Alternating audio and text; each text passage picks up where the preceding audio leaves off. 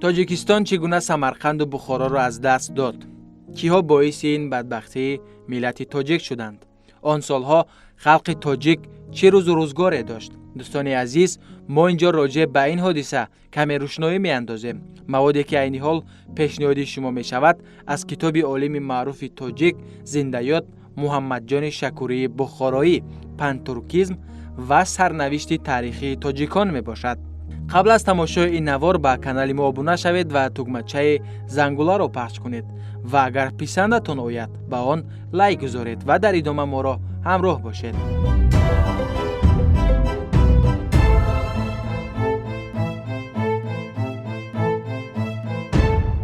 پس از انقلاب سال 1920 وضعیت در بخارا یکباره به کلی دیگر شد.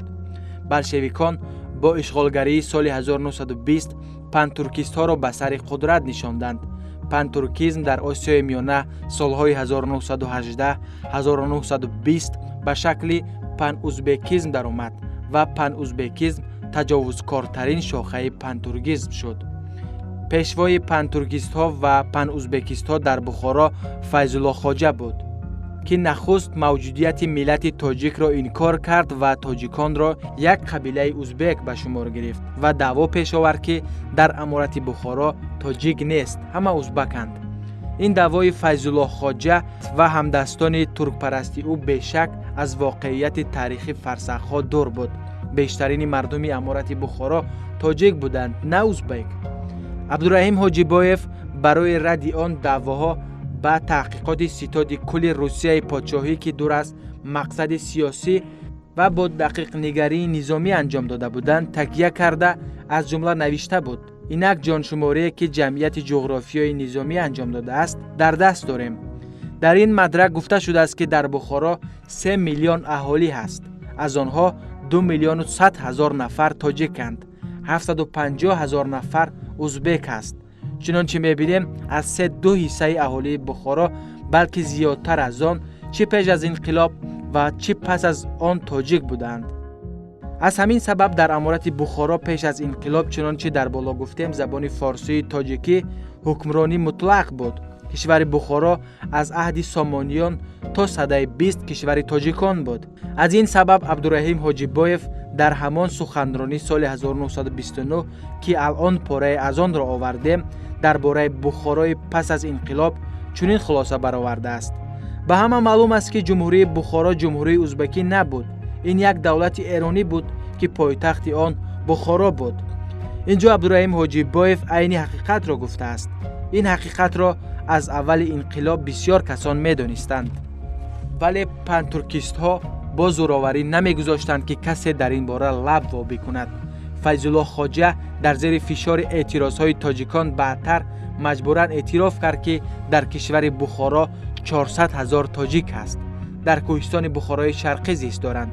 دیگر همه ازبکند. پنتورکیست ها با دستگیری بلشویکان روس در بخارا پس از انقلاب مکتب ها را به ترکی ازبکی گردانیدند و استاد عینی با علم گفته بود: تاجیکان در اولهای انقلاب اکتبر یک مکتب شوروی با زبان خود نداشتند و باید علاوه بکنیم که بعدتر هم در مسئله مکتب احوال بهتر نشد. استاد عینی با آن گفته خود نه تنها بخارا بلکه سمرقند و بسیار جایهای دیگر را نیز در نظر داشت و در آن جایها نیز هنوز احوال همان است که بود. بخارا مرکزی آن گستوره بود که آنجا در سده 9 و 10 زبان و ادبیات فارسی تاجیکی شکل گرفت. بخارا از قدیم لااقل از دوران سامانیان که دوره شکلگیری فارسی نو فارسی دری است در سر گهواره این زبان شب زنده‌داری کرده است و دوری دری را چون گهواره چشم احتیاط کرده تا به زمان ما رسانیده است. اشغالگران بلشویکی پنتورکیستی زبان فارسی تاجیکی را از زادگاهش بخارا نیست کردن خواستند.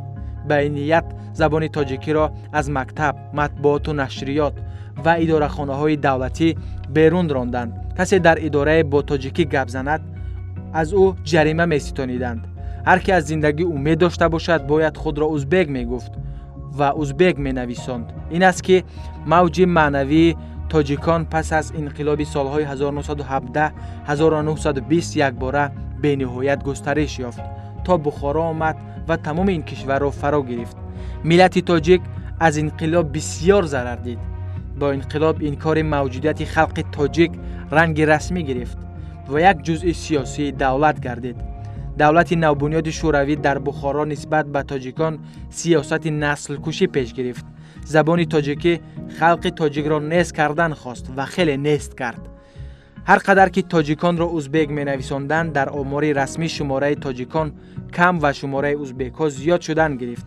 چنانچه در ولایت کنونی بخارا در آغاز دهه 20 سده 20 یعنی در سالهای یکم انقلاب گویا شماره تاجیکان 160,000 نفر بوده است، اما سال 1924 همگی 42,482 نفر باقی مانده است. یعنی در مدت 4 سال شماره تاجیکان در بخارا 4 برابر کم شده است. البته شماره ازبکان به همین مقدار افزایش یافت. یک ماده مرامنامه پن ازبکیسم همین بود: به هر طرز با زورآوری تمام یک قسم دیگری خلقهای ورارود به ویژه تاجیکان را ازبک نوشته، با ساختکاری به طور صنعی شماره خلق ازبک را زیاد کرده و از ازبک ها یک خلق بزرگ و توانا به وجود آورده یک دولت با حشمت ازبکی به پا کردن خواستند. پن ازبکیست ها با زورآوری ترکی و مغولی در اندک مدت به این مقصد رسیدند و سال 1924 در خریطه ها ازبکستان نام جمهوری شوروی پیدا شد. برای فعالیت منحوسانه پن ترکیست ها که همه تاجیکان وادی های تاریخی فرهنگ های ورارود را ازبک نوشته شماره ازبک ها را به مراتب زیاد کردند، خلق ازبک عیب ندارد. ازبک سازی تاجیکان کار مردم ازبک نبود، بلکه محصول مفکوره پن ترکیستی بلشویکی، کار پن ازبکیست های ملتگرای مغول میزاج بود که نیت های ناپاک سیاسی داشتند. در این مورد هرگز خلق برادر ازبک را گناهکار نباید دانست. برعکس خلق ازبک از نحسیت ملتگرایانه بزرگمنش خود بسیار ضرر دید. یکی از ضررها همین است که خودشناسی تاریخی ملت ازبک به راه نادرست درآمد. مردم ازبک درباره خود، درباره تاریخ و اصل و نسب خود فهمش خطا به دست آوردند. درباره خلق‌های گرد و پیش به ویژه تاجیکان به کلی تصور نادرست پیدا کردند. افسوس که بزرگتراشی پن ترکیستی در بعضی موردها شعور ملی برخی از ازبک‌ها را زهرآلود کرد. گفته بودیم که برخی از مردم تاجیک نیز در تبلیغات پن ترکیستی شرکت کردند و حتی یکی از پیشوایان پن ازبکیسم فیض الله خواجه تاجیک بود و آنها نیز این کار را با خودخواهی سیاسی کرده بودند. اینجا باید علاوه بکنیم که در سالهای آغازین انقلابی سال 1917-1920 برخی از مردم تاجیک به تبلیغات و تشویقات و فریب پن ترکیست ها افتاده. به این پیندار آمدند که نیز ازبکند. بسیار تاجیک ها از تعقیب و تهدید پن ترکیست ها ترسیده خود را ازبک نویساندند. بسیاری از تاجیکان که خود را ازبک پنداشته بودند بعدتر خطای خود را فهمیدند و به بعضی میسر شد که این خطای خود را اصلاح کنند. چنانچه عبدالقادر محیدینوف به خطا و گناه خود اقرار شده سال 1928 با نظرداشت رویدادهای سالهای آغازین انقلاب بخارا نوشته بود: ما دشمن زبان تاجیکی بودیم، خدمتگار و طرفداران اتحاد ترک و زبان ترکی بودیم. و در پایان مقالش باز نوشته است: ما سهو و خیانت سیاسی گذشته خود را اقرار میکنیم و لازم میدانیم که اصلاح کرده شود. این اقرار صافدلانه عبدالقادر محیدینوف یک نوع توبه از صدق دل است. او با کوشش‌هایی که برای تأسیس جمهوری مختار تاجیکستان در سال 1924 و جمهوری اتفاق تاجیکستان در سال 1929 کرده بود و با دیگر خدمت‌هایش صداقت خود را به ملت تاجیک اثبات نمود.